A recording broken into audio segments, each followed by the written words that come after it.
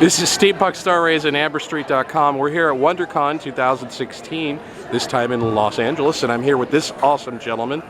Can you tell me your name, sir, and describe your cosplay? Sure. My name is Caleb Neal. I run Fabricator Gin. This is the little cosplay page I do, and this costume is Imperius, the Archangel of Valor from Diablo III. Very impressive.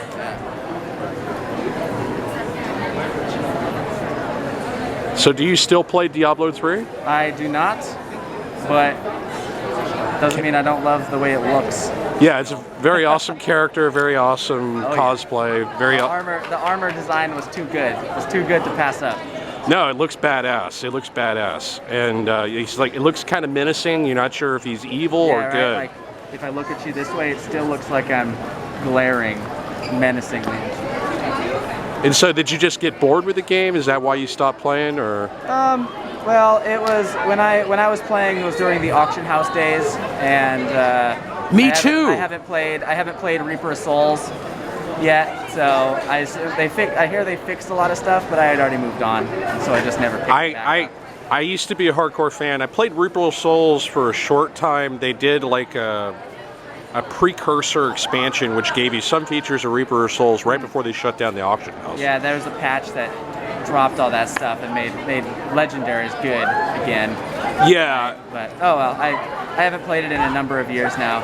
I miss, to me, the auction house. It's going to sound absurd. I know it's probably controversial to a lot of fans. The auction house was my favorite part of Diablo 3 because I was making about $100 a month. Granted, wasn't like a full-time income, but I mean, I was selling virtual items and making actual cash on PayPal.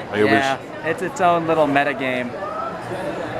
But did you like the auction house or did you hate it? I liked playing it, you know, buying and selling, but I didn't think it added anything to the item collection side of the game. I mean, Reaper of Souls was good, but after you play through that campaign, after a couple of months, you get bored again, and so that's why I haven't played probably since mid-2014. Been about a year and a half, or almost 2 years now. Yeah. But, and so how long did it take you to put this cosplay together, and how much did it cost? Well, I probably spent about $700 or $800 in materials total. This is including like tools and sandpaper and all that crap. But I built this, I work full-time, so I'm a weekend warrior. Okay. It took me a few years to build this actually. But you know, there'd go 6 months in between each time, so I started it about 3 years ago and finished it for Blizzcon last year. Very impressive and very original. You're the only Imperius cosplay that I've ever seen. Yeah, it's not very common. I think it's an intimidating outfit. Well, it's very.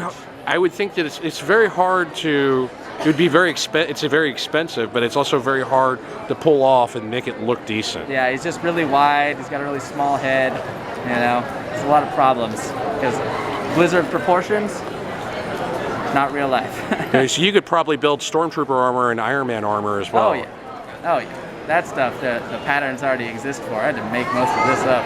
Oh, okay. So there was no pattern. You made the pattern itself. No, I based it off the in-game model, but that's like a super low-res thing with no detail on it. So I got basic shapes from that, and then I had to make everything else up based on screenshots and whatnot. Well, thank you very much for your time, and I have your permission to use this on AmberStreet.com. Sure. This is Steampunk Star Rays at AmberStreet.com. You have a nice day, and I will see you 25 billion years. I will.